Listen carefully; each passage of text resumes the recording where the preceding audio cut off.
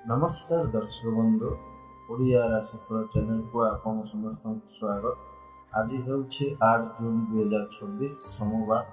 आज दिनटी आपण केमिति रहिबो, आपण भाग्य क्यों नुआ मोड़ नेब से विषय रे आमे विस्तार भाव में आलोचना करबा।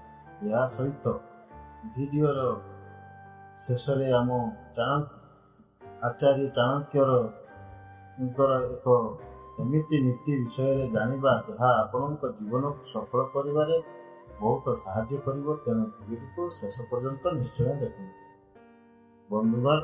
बंधुगण मेष राशिफल चलंतु प्रथमे जानिबा मेष राशि व्यक्ति विशेषक आज दिनटी केमिति रहिबो।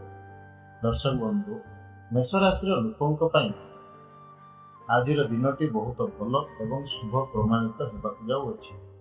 विशेषकर कर्मक्षेत्र में आपणकर क्रिएटिव चिंताधारा बा नूतन विचार को समस्ते प्रशंसा करेंगे।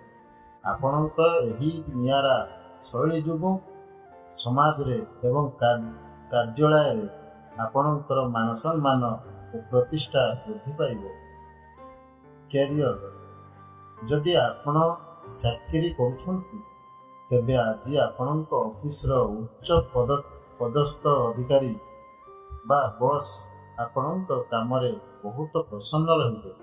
आपणक कामर प्रशंसा हेबो एवं यह सहित आपणकर शुभचिंतक बा आपणकु भल पाउथिबा लोकंक संख्या मध्य बढ़िबो।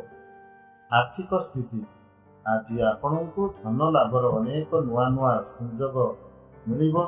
जदि आपण व्यवसाय करुछंती किंबा दैनिक रोजगार करुछंती तेबे आपणकर प्रतिदिनर आय रे वृद्धि घटिबा आर्थिक स्थिति मजबूत हेबो।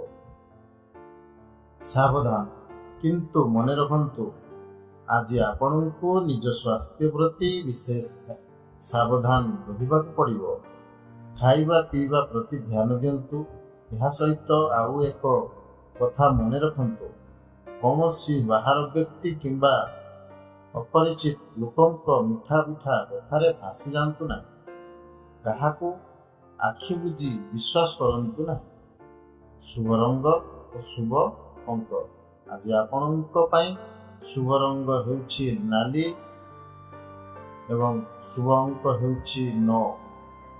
बंधुगण आचार्य चाणक्य नीति एबे आसंतु जानिबा आचार्य चाणक्यंकर सेही मूल्यवान नीति विषय जहाँ आज मेष राशि सावधानता सहित सीधासलख जड़ित।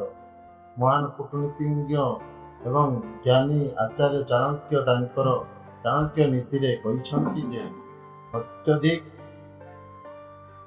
चिकणता किंबा अति मिठा कथा कहूथिबा व्यक्तिंक ठारू सदा सर्वदा दूरे रहिबा उचित। चाणक्यंक अनुसार जो व्यक्ति आपणक सामने आवश्यकता ठारू अधिक मिठा कथा कहउछंती किंबा आपणकर प्रशंसा करुछि से सबुबेले आपणकर प्रकृत बंधु होई न थाए।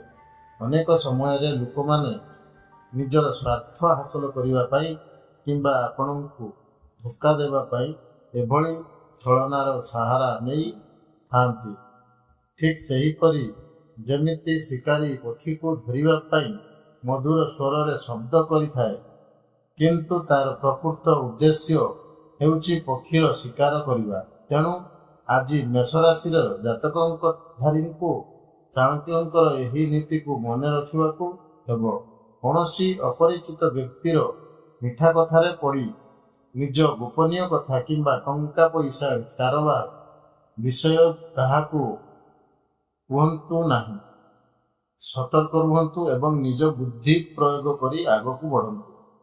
दर्शक बंधु, आशा करुछु आजिर एही राशिफल एवं चाणक्य नीति आपणक जीवन रे एक सकारात्मक परिवर्तन आनिबो।